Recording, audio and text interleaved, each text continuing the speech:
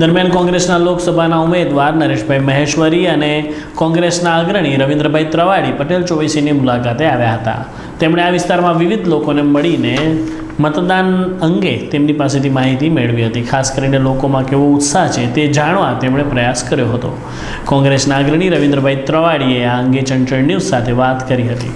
ખરેખર સંજયભાઈ, હું એક સ્વાભાવિક રીતે અને એકદમ સાચી રીતે તમને કહેવા માગું છું કે અમને જે અપેક્ષા હતી એના કરતાં પણ વધુ સારો માહોલ છે.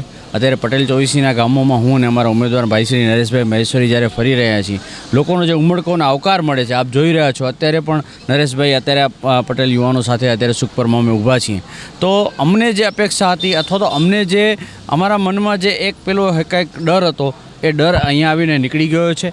મને ખૂબ આનંદ છે કે મિર્ઝાપર, સુખપર અને હવે અમે માનકુવા પર જઈ રહ્યા છીએ, સવારથી ફરી રહ્યા છીએ. ત્યારે આજે અમારા પ્રમુખ સ્વામીનગરમાં પણ જે ભાજપના ગઢ એરિયા કહેવાય, પરંતુ જે લોકોનો ઉત્સાહ છે કોંગ્રેસ તરફી, એના પરથી અમને લાગે છે કે ક્યાંક અમે સમજવામાં થાપ ખાઈ ગયા છીએ અને લોકોનો ઉત્સાહ જે છે કોંગ્રેસ તરફી એ અમારી અપેક્ષા કરતાં પણ વધુ છે. મતદાન ખૂબ સારી રીતે થઈ રહ્યું છે. લોકો ઉત્સાહથી મતદાન કરી રહ્યા છે અને જે રીતના મતદાનનો પ્રવાહ છે એ રીતના અમને જોતાં અમને લાગે છે કે લોકો એન્ટી ઇન્કમ્બન્સી વોટ આપવા માટે જે રીતના ઉત્સાહથી મતદાન કરતા હોય એવું આ મતદાન છે.